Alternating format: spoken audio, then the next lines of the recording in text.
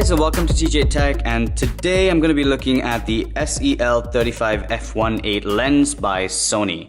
I'm super excited about this one because this means it's a time for a camera upgrade.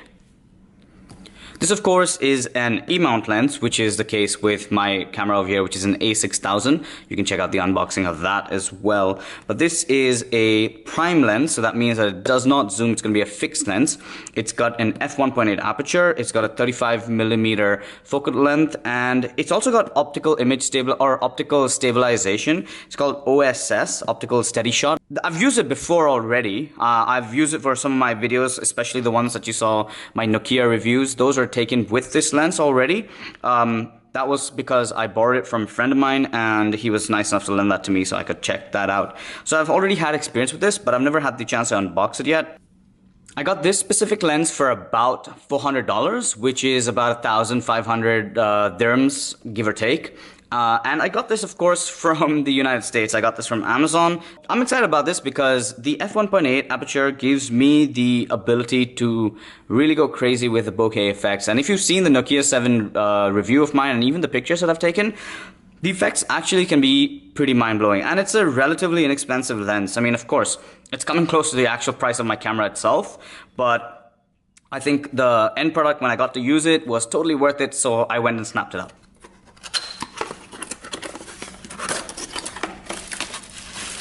Of course, inside any unboxing, you'll have some literature. I'm just going to leave that on the side for now.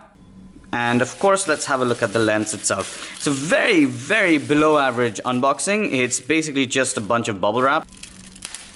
Still always fun. Inside of which is another bunch of bubble wrap. And then, of course, you have the lens itself. It also has essentially a lens flare protection sunshade thingy-mabobber. I don't really actually know what you call these things. I have one of the other lenses that came along with my camera right over here. This is also a zoom lens, 55 to 210 lens, and it has a 6.5 to 6.3 aperture, which gives you a lot to work with. But what's exciting to me about this one is that it's prime. It's got that amazing aperture, and yeah, it's a different challenge because with the prime lens, you can't really zoom into anything. You have to kind of just go closer, physically closer to the subject that you're taking a video of or a photo of. Obviously, I'm going to use this for photographs and videography a lot, especially videos. So you will be seeing a change in my channel now because I will be primarily shooting with this lens. So I would love to see what you guys think about the change in my videos from the point before this and after this. Another thing that I want to try out is the optical steady shot. Technically, the lens that I already use right now, which is a 16 to 50 zoom lens, 3.5 to 5.6 aperture. I have not really had that much success with this steady shot. And when I tried it with this one, I didn't have the success that I was looking for either. So I believe it's about the same technology. Another thing to point out is that this lens cap is a 49mm diameter lens cap. So these two lenses have the same lens cap, 49mm, but the lens that I'm using here, the 16 to 50 lens, it has a 40.5mm. So that lens cap is quite a lot different from this one. And I don't really know why they have two different diameters for this. They can easily have made it as one. And of course, if you want to put this guy on, you just sort of slide it in there and you're good to go.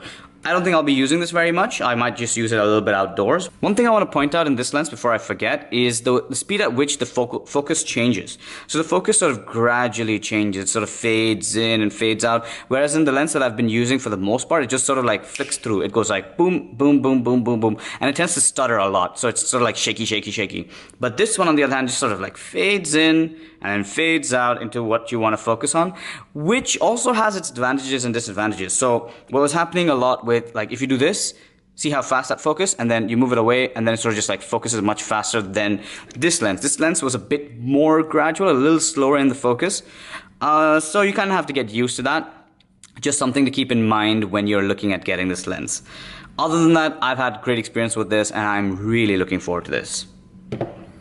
Let me know in the comment section below what you think of this particular video, and if you've seen some of the other reviews that I've done with this lens, the Nokia 7 and the Nokia 8 and the Nokia 1 even for that matter. Let me know what you think of those videos in the comment section below.